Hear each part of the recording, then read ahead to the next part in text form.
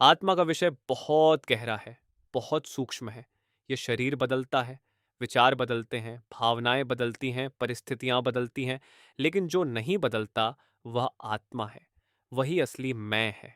यही सच्चाई हर संत ने समझाई है कि मनुष्य शरीर हमें इसलिए मिला है कि हम अपनी आत्मा को पहचानें, उसका संबंध परमात्मा से जोड़ें और उस शाश्वत घर की ओर लौटें जहां से यह आत्मा आई है। ये शरीर 5 तत्वों से बना है। मिट्टी, जल, अग्नि, वायु और आकाश। जब इनका मेल टूट जाता है तो शरीर यहीं रह जाता है। लेकिन आत्मा न जलती है, न कटती है, न डूबती है। वह तो परम ज्योति की एक किरण है। जैसे सूरज से अनगिनत किरणें निकलती हैं, वैसे ही परमात्मा से अनगिनत आत्माएं प्रकट हुई हैं। पर जब यह आत्मा मन और माया के जाल में फंस जाती है तो अपना असली घर भूल जाती है। कभी सोचा जाए कि यदि हम शरीर ही हैं तो हर 7 से 8 साल में शरीर की कोशिकाएं बदल जाती है, फिर भी मैं वही रहता हूं। बचपन की तस्वीर देखते हैं तो शरीर बदल चुका है, पर भीतर जो अनुभव करने वाला है वह तो वही है। वही आत्मा है, वही साक्षी है, वही देखने सुनने सोचने की शक्ति देता है। शरीर तो एक वाहन है, आत्मा उसका चालक है। एक राजा था। उसने अपने मंत्री से पूछा, सबसे बड़ा आश्चर्य क्या है? मंत्री ने कहा, महाराज, रोज लोग मरते हैं, फिर भी मनुष्य सोचता है कि मैं अमर हूं। यही सबसे बड़ा आश्चर्य है। यही भूल है कि हम शरीर को स्थायी समझ लेते हैं, जबकि आत्मा ही अमर है। संतों ने कहा है, जो तू मेरा हो रहा, सब जगह तेरा होए।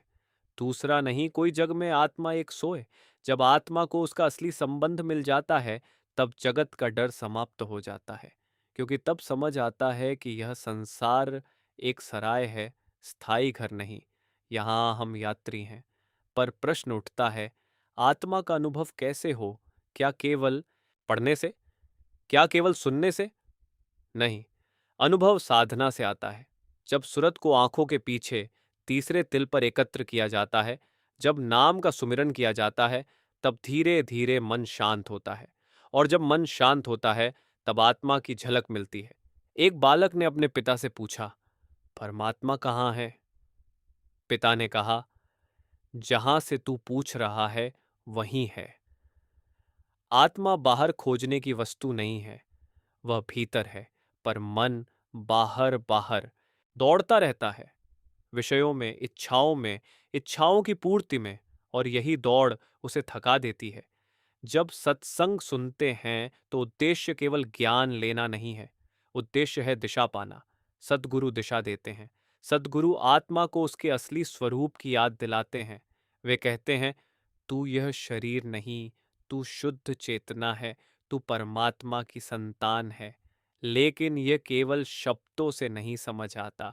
इसके लिए अभ्यास चाहिए, प्रेम चाहिए, धैर्य चाहिए। एक किसान बीज बोता है। वह रोज खेत खोदकर नहीं देखता कि बीज अंकुरित हुआ या नहीं। वह पानी देता है, धैर्य रखता है। उसी प्रकार जब नाम का बीज आत्मा में बोया जाता है तो समय के साथ वह अंकुरित होता है। जल्दबाजी से कुछ नहीं मिलता। आत्मा की सबसे बड़ी समस्या है मन का साथ। मन हमेशा बाहर की ओर खींचता है। आत्मा ऊपर की ओर उठना चाहती है, मन नीचे की ओर खींचता है। यही संघर्ष है। संतों ने मन को लगाम देने के लिए सुमिरन और भजन का मार्ग बताया। जब मन नाम में लग जाता है तो धीरे धीरे शांत हो जाता है। कहा गया है, मन तू ज्योति स्वरूप है, अपना मूल पहचान। मन हरि जीते दूर है, भूल भया अभिमान। जब मन अपनी असली प्रकृति पहचान लेता है, तब आत्मा का मार्ग साफ हो जाता है। मन शत्रु नहीं है, पर अनियंत्रित मन बाधा है। जैसे घोड़ा यदि प्रशिक्षित हो तो सवारी को मंजिल तक पहुंचा देता है, और यदि बेकाबू हो तो गिरा देता है। जीवन की घटनाएं, सुख और दुख आत्मा को जगाने के साधन हैं। जब सुख मिलता है तो आत्मा भूल जाती है। जब दुख आता है तो भीतर प्रश्न उठता है, मैं कौन हूं? जीवन का उद्देश्य क्या है? यही प्रश्न आत्मा की जागृति का प्रारंभ है। एक वृद्ध व्यक्ति ने जीवन भर धन कमाया। बुढ़ापे में जब शरीर साथ छोड़ने लगा, तब उसे समझ आया कि जो कुछ जोड़ा वह यहीं रह जाएगा। तब वह रोने लगा। किसी संत ने कहा, जो यहां जोड़ना था वह नहीं जोड़ा। नाम का धन जोड़ता तो साथ जाता। आत्मा के साथ केवल कर्म और नाम का प्रभाव जाता है, बाकी सब यहीं छूट जाता है। आत्मा का स्वभाव है प्रेम। जब प्रेम भीतर जागता है तो क्रोध, ईर्ष्या, द्वेष धीरे धीरे कम होने लगते हैं, क्योंकि आत्मा का संबंध सबसे है। वह सब में उसी एक परम तत्व को देखती है। जब यह दृष्टि आती है तो क्षमा सहज हो जाती है। कभी कभी लोग पूछते हैं, क्या आत्मा का दर्शन संभव है? दर्शन आंखों से नहीं होता, अनुभव से होता है। जब ध्यान में भीतर प्रकाश दिखाई देता है, जब अनहद नाद की ध्वनि सुनाई देती है, तब आत्मा अपने असली घर की ओर बढ़ती है। ये कोई कल्पना नहीं बल्कि अभ्यास का फल है। जीवन का सार यही है कि हम इस अनमोल मानव जन्म को व्यर्थ न जाने दें। यह अवसर बार बार नहीं मिलता। आत्मा लाखों योनियों में भटकने के बाद मनुष्य शरीर पाती है। यह अवसर है वापसी का। अंत में यही बात समझनी है कि आत्मा को संसार में शांति नहीं मिलेगी। संसार में सुविधा मिल सकती है, नाम यश मिल सकता है, पर स्थायी शांति नहीं। स्थायी शांति केवल भीतर है, जहां आत्मा अपने स्रोत से जुड़ती है। जब आत्मा नाम में डूब जाती है, तब भय समाप्त हो जाता है। मृत्यु का डर भी नहीं रहता, क्योंकि तब अनुभव हो जाता है कि मृत्यु केवल वस्त्र परिवर्तन है। आत्मा अमर है, अजर है, अविनाशी है। एक बार किसी ने पूछा, सबसे बड़ी जीत क्या है? उत्तर मिला, अपने मन पर विजय। जब मन पर विजय होती है, तब आत्मा स्वतंत्र हो जाती है। वही सच्ची मुक्ति है। इसीलिए जीवन का लक्ष्य बाहर की उपलब्धियां नहीं, भीतर की जागृति होना चाहिए। जब भीतर की आंख खुलती है, तब सच्चा प्रकाश दिखाई देता है, और तब समझ आता है कि जो खोज रहे थे वह तो सदा से भीतर ही था। रूहानी राह पर चलने वाला साधक धीरे धीरे अनुभव करता है कि आत्मा ही असली पहचान है। शरीर बदलेंगे, जन्म बदलेंगे, पर आत्मा की यात्रा जारी रहेगी जब तक वह अपने मूल में विलीन न हो जाए। जब आत्मा की बात आगे बढ़ती है तो एक और गहरी सच्चाई सामने आती है कि आत्मा स्वयं तो शुद्ध है, निर्मल है, पर उस पर मन और कर्मों की परतें छड़ी हुई हैं। जैसे साफ दर्पण पर धूल जम जाए तो चेहरा साफ नहीं दिखता, वैसे ही आत्मा पर वासनाओं और इच्छाओं की धूल जम जाती है। आत्मा को शुद्ध करने की आवश्यकता नहीं है, उसे केवल ढकने वाली परतों को हटाने की आवश्यकता है। मनुष्य जीवन इसलिए अनमोल कहा गया है, क्योंकि इसी में आत्मा को अपने मूल की याद दिलाई जा सकती है। पशु पक्षी भोग योनि में हैं, वे कर्म काटते हैं, देवता सुख भोगते हैं, पर मनुष्य ही ऐसा है जो ऊपर उठ सकता है। मनुष्य ही अपने मन को मोड़ सकता है। मनुष्य ही नाम का अभ्यास कर सकता है। कहा गया है, आत्म में राम है, राम में आत्म जान। दोनों एक स्वरूप हैं, कहे संत सुजान।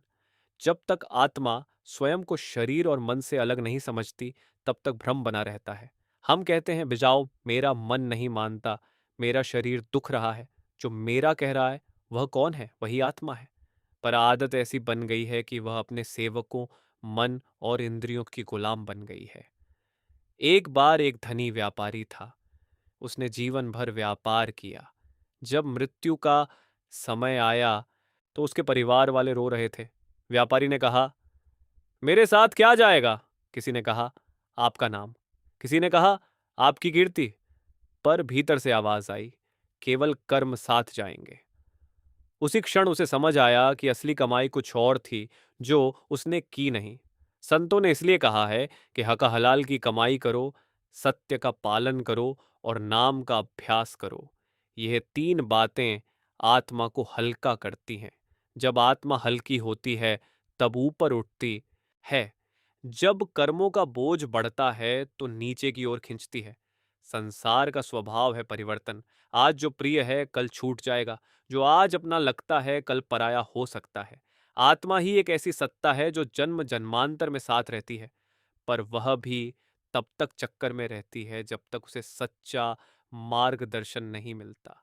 सद्गुरु का काम यही है कि आत्मा को उसके असली घर का रास्ता दिखाए। वे कहते हैं, अंदर जाओ। बाहर की पूजा, बाहर की खोज सीमित है। जब तक सूरत भीतर नहीं मुड़ेगी, तब तक आत्मा को शांति नहीं मिलेगी। बाहर की आंखें संसार देखती हैं, भीतर की आंख परम तत्व को देखती है। जब साधक नियमित सुमिरन करता है, तो धीरे धीरे विचारों की भीड़ कम होने लगती है। पहले मन हजारों दिशाओं में भागता है, फिर कुछ कम, फिर कभी कभी शांति की झलक मिलती है। वही झलक आत्मा का स्पर्श है। वह शांति संसार की किसी वस्तु से नहीं मिलती, वह भीतर से आती है। एक वृद्ध माता रोज भजन करती थी। परिवार वाले कहते, इतनी उम्र में क्या मिलेगा? माता मुस्कुराकर कहती, जो बाहर नहीं मिला वह भीतर मिलेगा। धीरे धीरे उसके चेहरे पर ऐसी शांति आ गई कि सब आश्चर्य करने लगे। यह शांति आत्मा के जागरण की निशानी है। आत्मा का स्वभाव ऊपर उठना है। जैसे धुआं ऊपर जाता है, जैसे अग्नि की लौ ऊपर की ओर बढ़ती है, वैसे ही आत्मा भी अपने स्रोत की ओर खिंचती है, पर इच्छाएं उसे नीचे बांध लेती है। इच्छा जितनी कम होगी, आत्मा उतनी स्वतंत्र होगी। कभी यह मत सोचो कि आत्मा बहुत दूर है। वह तो अभी भी इस शरीर में है। वह देख रही है, सुन रही है, अनुभव कर रही है, बस पहचान नहीं रही। जब पहचान जागती है, तब जीवन का दृष्टिकोण बदल जाता है। तब दुख भी साधन बन जाते हैं, तब अपमान भी सीख बन जाता है, तब हर घटना आत्मा को आगे बढ़ाने का अवसर बन जाती है। कहा गया है, यह तन विस्की बेलड़ी गुरु अमृत की खान। सीस दिए जो गुरु मिले, तो भी सस्ता जान। ये अर्थ यह है कि यह शरीर नश्वर है, पर जो मार्ग आत्मा को अमृता की ओर ले जाए, वह अनमोल है। जब आत्मा नाम में टिकती है, तब भीतर प्रकाश का अनुभव होता है।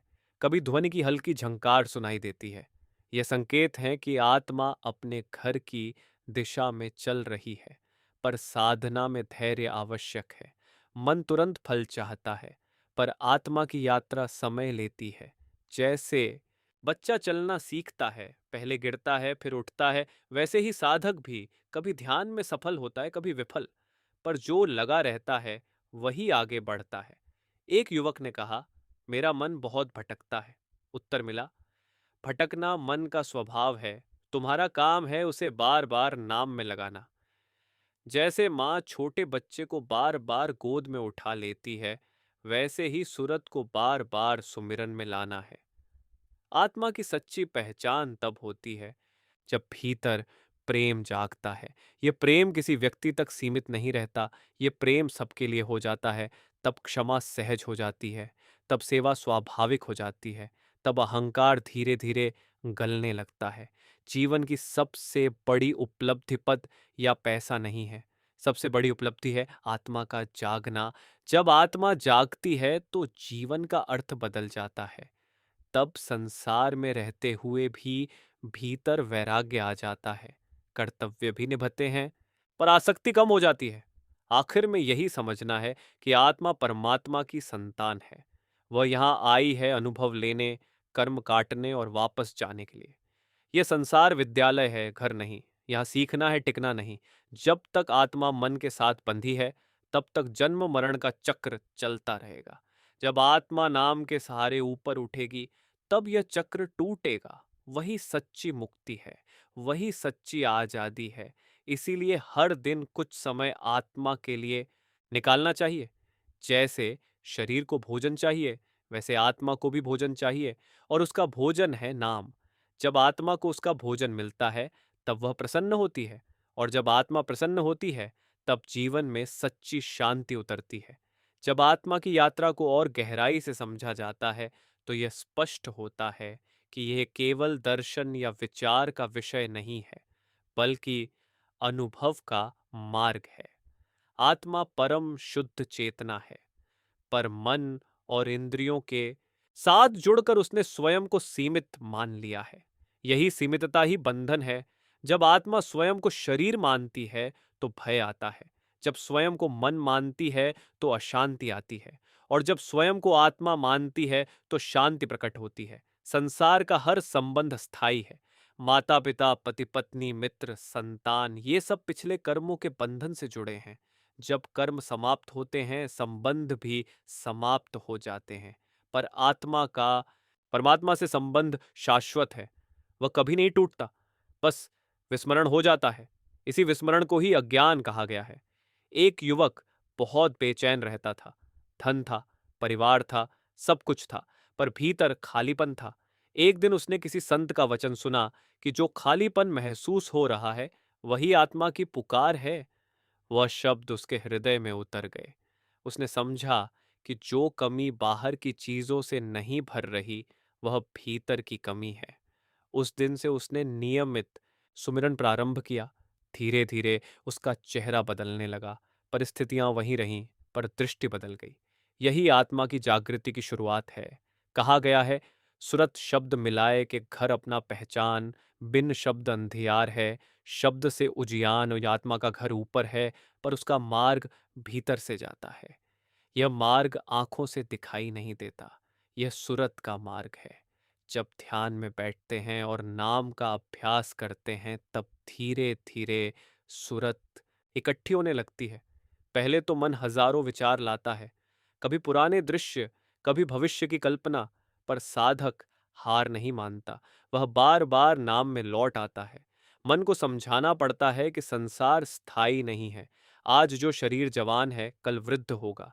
जो शक्ति है, वह क्षीण होगी। पर आत्मा पर समय का प्रभाव नहीं पड़ता। वह न वृद्ध होती है, न रोगी होती है। इसलिए जो स्वयं को आत्मा मानता है, वह परिस्थितियों से टूटता नहीं है। एक बार किसी ने पूछा, आत्मा का रंग क्या है? उत्तर मिला, प्रेम। आत्मा का स्वरूप प्रेम है। जब प्रेम घटता है तो समझना चाहिए कि मन हावी हो रहा है। जब प्रेम बढ़ता है तो समझना चाहिए कि आत्मा आगे आ रही है। जीवन में जो दुख आते हैं, वे दंड नहीं हैं, बल्कि जागृति के संकेत हैं। दुख हमें भीतर देखने को मजबूर करते हैं। जब सब कुछ ठीक चलता है तो मन बाहर दौड़ता रहता है, पर जब ठोकर लगती है तब आत्मा प्रश्न करती है, क्या यही सब कुछ है? यही प्रश्न ही आध्यात्मिक यात्रा की शुरुआत है। एक वृद्ध संत कहा करते थे कि मन समुद्र की लहरों जैसा है और आत्मा गहराई जैसी। ऊपर लहरें उठती गिरती रहती हैं, पर गहराई में शांति होती है। साधना का अर्थ है लहरों से नीचे उतर कर गहराई में जाना। जब साधक नियमित भजन करता है, तब धीरे धीरे वह गहराई का अनुभव करने लगता है। कहा गया है, मन चंचल चित्त चोर है, मत कर इस पर मान। नाम बिना सब सूना है, समझ ले रे इंसान। मन को पूरी तरह रोकना संभव नहीं, पर उसे दिशा देना संभव है। जैसे नदी को बांध बनाकर सही दिशा दी जाती है, वैसे ही मन को नाम में लगाकर दिशा दी जा सकती है। जब मन नाम में टिकता है, तब आत्मा को ऊपर उठने का अवसर मिलता है। आत्मा की यात्रा 5 शब्दों में समझी जा सकती है: स्मरण, समर्पण, साधना, शांति और साक्षात्कार। पहले स्मरण कि मैं शरीर नहीं, मम हूं। फिर समर्पण की यह जीवन परमात्मा की देन है। फिर साधना की प्रतिदिन अभ्यास करूं। फिर शांति के भीतर स्थिरता आए। और अंत में साक्षात्कार की आत्मा अपने स्रोत को पहचान ले। कभी यह मत सोचो कि आत्मा बहुत दूर है, वह अभी भी इसी शरीर में है। बस पहचान की दूरी है। जैसे कोई व्यक्ति स्वप्न में भूल जाए कि वह कौन है, पर जागने पर सब याद आ जाए, वैसे ही आत्मा को जागना है। जब अंत समय आता है, तब मनुष्य समझता है कि असली धन क्या था। यदि जीवन नाम में बीता हो, तो अंत समय भी शांत होता है। यदि जीवन केवल संग्रह में बीता हो, तो अंत समय में भय होता है। इसलिए अभी से तैयारी आवश्यक है।